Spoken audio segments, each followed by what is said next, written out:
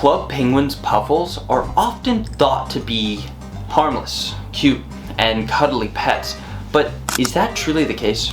These creatures are often seen imitating and repeating tasks that only humans can do, making it seem like they are capable of higher thought.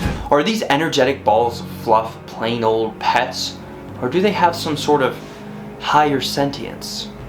Are the penguins on the island keeping truly intelligent beings as pets? And if so, does that make the penguins evil and immoral? For all the Club Penguin veterans out there, you probably remember adopting and raising your own Puffle. You probably remember either taking them skating or shooting them out of a cannon or something awesome like that. But behind all your crazy adventures lies the question, do these Puffles breathe and think just like us? Are they sentient? To figure this out, first we must find out what sentience is. Sentience is all about being able to perceive and feel things. It's about having awareness, making decisions, and having emotions. So, can Puffles do that? Let's break it down. To figure out if Puffles are sentient, we need to look at 3 key elements: emotions, self-awareness, and decision-making. First up, emotions. We've all seen Puffles get excited when you feed them their favorite snack or when you take them on a walk, and when you neglect them, yeah, they definitely show it, sulking or even running away if you don't take care of them. So it's pretty clear that Puffles feel emotions just like any pet. But here's the twist. Is that real emotion or just pre-programmed reactions to get you to interact with them more? Are they just responding to stimuli, or are they really feeling? I don't know. Now, what about self-awareness? This is a bit trickier. Self-awareness means you recognize yourself as an individual, knowing who you are in relation to the world. But Puffles don't really show any signs of this, or do they? They never question their role in the game, their purpose, or the world they live in. They just kinda exist. However, Puffles do seem to have preferences. For example, Puffles do not like fish, coffee, or eating carpet or moss. But they love oat berries. But unlike humans or some animals that can recognize themselves in a mirror, Puffles haven't been seen to do this. But it does seem like they are able to recognize other Puffles. We know this because we have seen Puffles communicating. To other Puffles, Puffles actually speak to each other without penguins understanding them through a series of squeaks.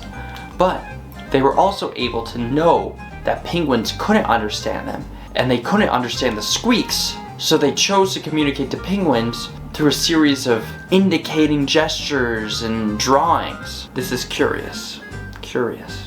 Finally, decision making. Now, Puffles do show some ability to make choices. For example, they choose which activity to do when left alone. They have preferences for certain foods, and they can even go on adventures on their own. But here's the thing. Are these choices coming from their own conscious decisions, or are they just preset animations designed to make the game more fun for the player? They aren't making the biggest complex decisions, like whether or not they should start a Puffle revolution or question the meaning of life. For the most part, their decision making is pretty limited to basic instincts, which brings them closer to a pet than a fully sentient being. However, there's one major decision that Puffles can make that shows their true decision making skills. And that's, if you neglect your Puffle too much, they can and will decide to run away from home and send you a postcard that they left. Now, I don't know where they get the money for this, but for most normal pets, they cannot decide whether or not they have been neglected enough to leave their owner. But Puffles can. I guess if enough Puffles did this, maybe they could start a Puffle revolution. Now some of you might be thinking, well wait, Puffles do all kinds of stuff. They have unique personalities, they go on missions, and they even help with problem solving. And you're right.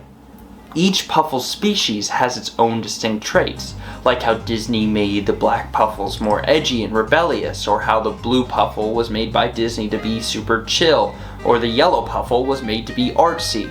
But does that mean they're more than just pets? Could these traits hint at deeper sentience? Or are they just species specific? There's definitely an argument to be made here. Some might say Puffles are more like companions than just pets. They form bonds with their owners and seem to have a real sense of loyalty and adventure. So what's the final verdict? Are Puffles sentient beings or just pets? Well, based on what we know, Puffles show some kind of emotion and basic decision making. But they definitely seem more like pets than fully sentient beings. They don't question their existence, they don't show self-awareness, and their decision making is pretty instinctual. In the end, they're just lovable creatures designed to make our time in Club Penguin more fun. Or are they designed to keep us in the game longer? Let me know what you think in the comments below, and thanks for watching.